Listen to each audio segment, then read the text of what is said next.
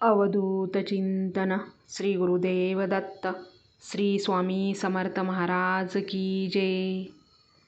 आजचा दिवस तुम्हाला शुभ जावो हीच मी स्वामीचरणी प्रार्थना करते आणि आजच्या नवीन व्हिडिओला सुरुवात करते।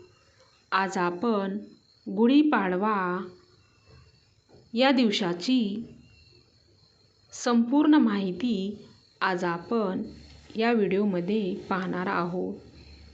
यावर्षी गुढीपाडवा हा 19 मार्च 2026ला आहे। हा गुढीपाडवा गुरुवारी आलेला आहे। 19 मार्चला सकाळी चैत्र शुद्ध प्रतिपदेचा क्षय आहे।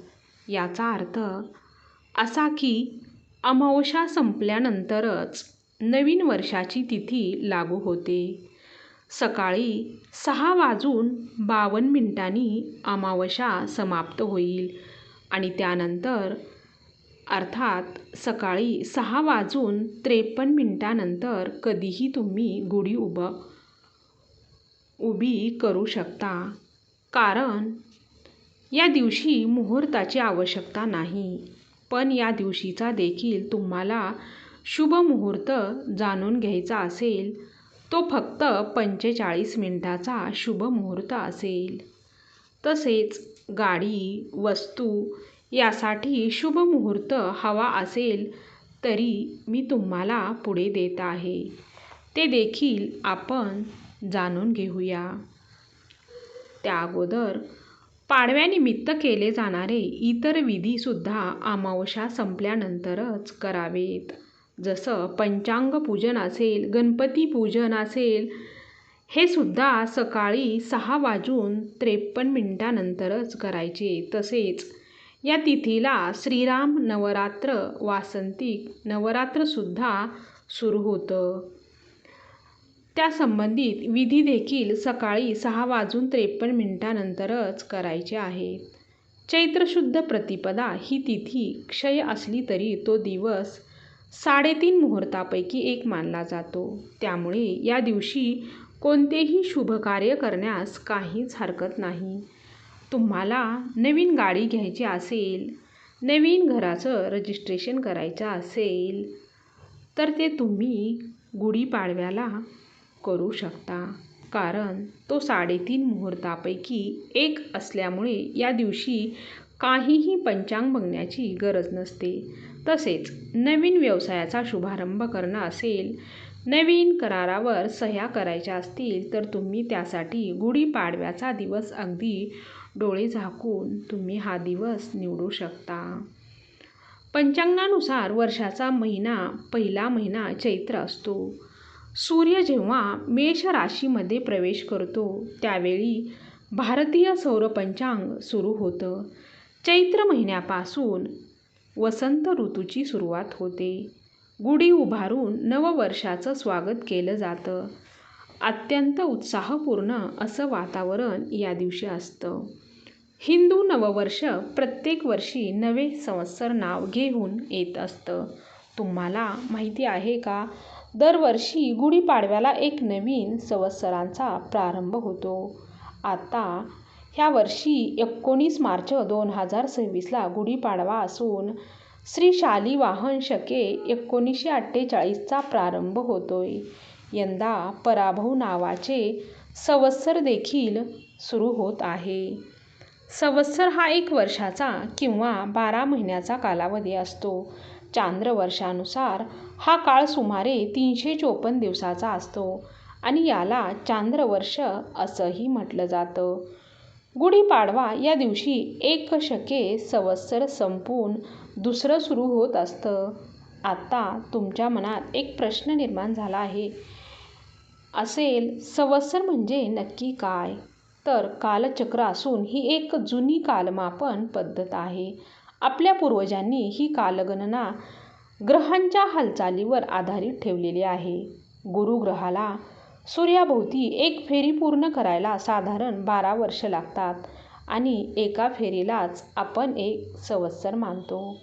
आकाशात जेव्हा गुरूच्या 5 आणि शनीच्या 2 प्रदक्षिणा पूर्ण होतात तेव्हा बरोबर 60 वर्षाचे एक मोठे चक्र पूर्ण होते।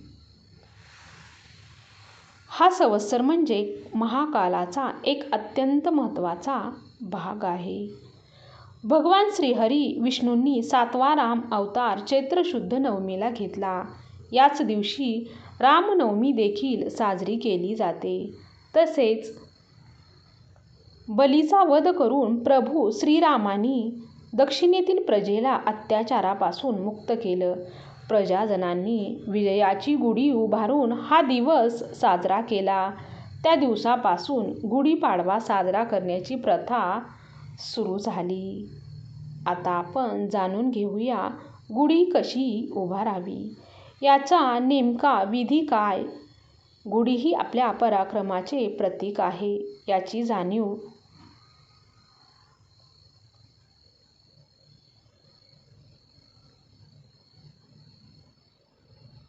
ठेवून ती सन्मानाने उभारली जावी आणि ती सन्मानाने देखील उतरवली जावी. आजच्या दिवशी सूर्योदयापूर्वी उठून अभ्यंग स्नान करून नवीन वस्त्र परिधान करून नवीन वर्षाचे आनंदाने स्वागत करायचे आहे. दाराला झेंडूच्या फुलाचे, आंब्याच्या पानाचे तोरण बांधायचं आहे. मुख्य प्रवेशद्वाराच्या दारावरती कुंकवाने किंवा हळदीने स्वास्तिक काढायचे आहे. रांगोळी काढायची आहे. त्यानंतर उंबऱ्याला धूप दीप लावून ओवाळायचे आहे. सर्वात महत्त्वाचं, देवघर स्वच्छ करून देवाची पूजा करायची. सर्व देवांना पंचामृताने सुंदर असे स्नान घालून घ्यायचे आहे. कारण गुढी उभारण्यासाठी आपल्याला घरातील देवांची अगोदर पूजा करायला हवी.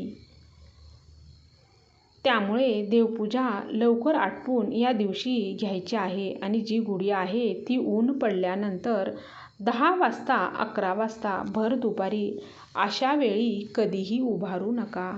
जेव्हा सूर्योदय होतो त्यावेळेस खरी तर गुढी उभारण्यात येते. त्यावेळेस शक्य नसेल तर कमीत कमी जोपर्यंत कोवळं ऊन असते म्हणजेच 8:30-9 पर्यंत आपली गुढी उभा करू शकता.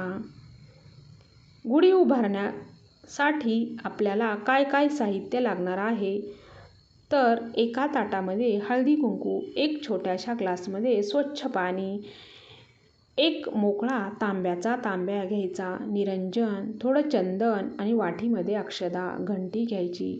दोरी आपण गुढी बांधण्यासाठी वापरणार आहोत. सुतळीचा वापर अजिबात करायचा नाही. गुढीची साडी बांधण्यासाठी वापरणार आहोत. त्याचबरोबर अगरबत्ती घ्यायची.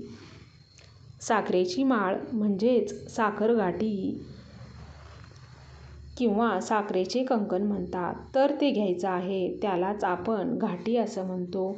2 विड्याची पाने, 1 सुपारी, नारळ घ्यायचा आहे. त्याबरोबर गुढीसाठी प्रसाद त्या दिवशी बनवला जातो. यामध्ये गूळ, ओली हरभऱ्याची डाळ म्हणजेच भिजवलेली डाळ आणि कडुलिंबाचा पाला टाकायचा आहे आणि प्रसाद म्हणून तो खायचा आहे. गुढीला लावण्यासाठी हार घ्यायचा आहे. त्याबरोबरच एक काठपदराची नवीन साडी, ब्लाऊज पीस घ्यायचा आहे. साडी घातलेली नसावी, आपण एकदाही वापरलेली नसावी, ती पूर्णपणे कोरी असावी. लिंबाचा एक डहाळा घ्यायचा आहे. त्याबरोबर आंब्याचाही एक डहाळा घ्यायचा आहे. एक बांबूची काठी लागणार आहे. त्याला आपण साडी बांधणार आहोत. गुढी उभारण्यासाठी आपल्याला बांबूची काठीच लागणार आहे आणि त्यालाच आपण वेळूची काठी देखील म्हणू शकतो. तर ही काठी सर्वप्रथम स्वच्छ धुवून घ्यायची आहे. जिथे आपण गुढी उभी करणार आहोत ती जागा स्वच्छ करून घ्यायची. त्या जागेवर हळदीचे लेपन करून घ्यायचं. त्या जागी रांगोळी काढायची आणि छोटीशी त्यावर हळदी कुंकू अर्पण करायचं. छोटासा पाट, छोटासा चौरंग ठेवायचा. त्यावर सुद्धा देखील तुम्ही रांगोळी काढू शकता. एखादं लाल वस्त्र अंथरून घ्यायचं. त्यावर थोडेसे तांदूळ टाकायचे. त्यावर थोडंसं हळद कुंकू अर्पण करून घ्यायचं. जी काठी आहे वेळूची स्वच्छ केलेली ती तिथे उभी करायची. त्या वेळूच्या काठीला सुरुवातीला हळदी कुंकू लावून घ्यायचं. त्या पाटावर दिवा लावून घ्यायचा. छोटं निरंजन किंवा तुम्ही दिवा लावून घ्या, धूप अगरबत्ती लावून घ्या आणि त्यानंतर आपण इथे गणपती बाप्पांची पूजा करणार आहोत. तर एका छोट्याशा तामणामध्ये एक सुपारी गणपती म्हणून त्याची पूजा करायची आहे. पूजा करून पाण्याचा अभिषेक घालून घ्यायचा आहे. विड्याचा जोड पानावरती थोड्याशा अक्षता ठेवून त्याच्यावरती हळदी कुंकू वाहून ही सुपारी आपल्याला या पानावर ठेवायची आहे. गणपती बाप्पांना हळद कुंकू अक्षता फुलवायचे आहेत. अशा पद्धतीने धूपदीप दाखवून आपल्याला गणपती बाप्पाचीही सर्वप्रथम पूजा करून घ्यायची आहे आणि गणपती बाप्पांना नमस्कार करायचा आहे. वक्रतुंड महाकाय सूर्यकोटी समप्रभ निर्विघ्नं कुरु मे देव सर्व कार्येषु सर्वदा. आणि त्यानंतर मग या काठीला जे तुम्ही वस्त्र घेतलेले असतील ते तुम्हाला नेसवायचे आहे. त्या वस्त्राला हळदी कुंकू लावावे. नंतर वस्त्र नेसवल्यावर त्यावरती जो कलश आहे तो आपल्याला उलटा ठेवायचा आहे. मग तो कलश उलटा ठेवण्यापूर्वी त्या कलशाला 5 रेषा ओढून घ्यायच्या. त्या कलशावर ओल्या कुंकवाने स्वास्तिकसुद्धा काढून घ्यायचे आहे आणि मग तो कलश आहे तो उलटा ठेवायचा. आणि गुढीला जेव्हा आपण साडी नेसवतो तर त्यावेळेला फक्त साडीच नाही तर त्यासोबत एखादा ब्लाऊज पीस घेऊन त्यानंतर साडीच्या एकसारख्या मिऱ्या करायच्या आहेत. आणि कुठलेही वस्त्र तुम्ही घेऊ शकता, फक्त ते कोरं असावं. साडी ब्लाऊज पीस प्रथम बांधून घ्यावं. त्यानंतर साखरगाठी बांधावी. आजच्या दिवशी साखरगाठीचं फार महत्त्व आहे, कारण याने वाढलेली उष्णता कमी होते. बऱ्याच जणांना उन्हाळ्यात डिहायड्रेशन तसेच शरीरातील साखर कमी होते आणि म्हणून साखरगाठी विशेष करून खाल्ली जाते. लहान मुलांना साखरगाठी गळ्यात घालून मिरवायलाही फार आवडतं. ती शुभही असतं असं म्हणतात. त्यानंतर लिंबाची पाने म्हणजेच लिंबाची डहाळी, आंब्याची पाने म्हणजेच आंब्याची डहाळी, फुलांचा हार बांधायचा आहे. नंतर वरून कलश ठेवायचा आहे आणि ही गुढी दरवाजाच्या बाहेर किंवा खिडकीच्या बाहेर उजव्या हाताला उभारायची आहे. काही जण नुसतीच गुढी उभारतात तर काही जण कलशाची स्थापनाही करतात. गावानुसार या पद्धती वेगवेगळ्या असतात.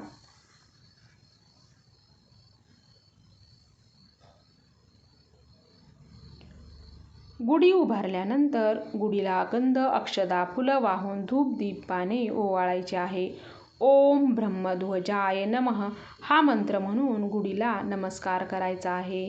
गुढीला सांगायचं आहे, तू जशी उंच आहेस, निळ्या निळ्या आकाशाशी नाते सांगते, तशीच आमची प्रगती होऊ दे. सद्विचार आणि सदाचार यांची झेप घेऊ दे. नंतर कडुलिंबाच्या पानाचा जो नैवेद्य आपण बनवला होता तो गुढीला दाखवायचा आहे. त्याचबरोबर तुम्ही पंचामृताचा नैवेद्यही या प्रसादाबरोबर दाखवू शकता आणि प्रसाद म्हणून घरातल्या सगळ्यांना वाटायचा आहे. कडुलिंब हा शीतगुणांचा आहे आणि म्हणून शरीरातील उष्णता याने कमी होते. तसेच वसंत ऋतूत कफाचा प्रकोप झालेला असतो आणि कफ दोषामुळे वाढलेल्या आजाराचेही शमन कडुलिंबाच्या पानामुळे होत असते. गुढीची पूजा झाल्यानंतर पंचांग वाचन आणि नवीन खरेदी केलेली पुस्तके, नवीन खरेदी केलेली वस्तूंची पूजा आज या दिवशी करायची आहे. लाल व पिवळ्या पोटलीची पूजा करायची आहे. सरस्वती देवीचे पूजन करून शालेय साहित्य, पाटी वह्या सर्व पूजनांची ही प्रथा आहे तर आपण नेहमीच वापरतो त्या सर्व वस्तूंची देखील फुलं वाहून पूजा करायची आहे.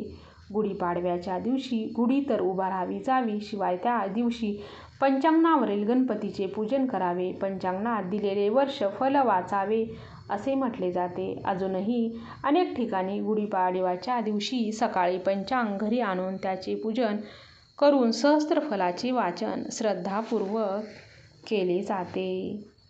नंतर जेव्हा तुमचा स्वयंपाक होईल तेव्हा गुढीला संगीत असा नैवेद्य दाखवावा. कोणी पुरणाचा तर कोणी श्रीखंड पुरीचा नैवेद्य दाखवतात. जे काही घरात बनवले असेल ते तुम्ही गुढीला नैवेद्य दाखवू शकता. सूर्यास्ताच्या साधारण 10 मिनिटे आधी गुढी उतरावी असे सांगितले जाते. प्रदोष काळामध्ये आपल्याला गुढी जी आहे ती उतरवायची आहे. गुढी उतरवताना सुद्धा दिवा लावून द्यायचा, धूप दीप अगरबत्ती ओवाळायची, हळदी कुंकू लावून घ्यायचं आणि घरातील सर्वांनी या गुढीच्या पाया पडायचे आहे. गुढीला प्रार्थना करायची, माझ्या आयुष्यामध्ये सुख समृद्धी ऐश्वर्य राहू दे, माझ्या घरामध्ये धनधान्याची भरभराट होऊ दे. प्रार्थना करून सर्वांनी नमस्कार करायचा आहे. श्री स्वामी समर्थ. जय जय स्वामी समर्थ.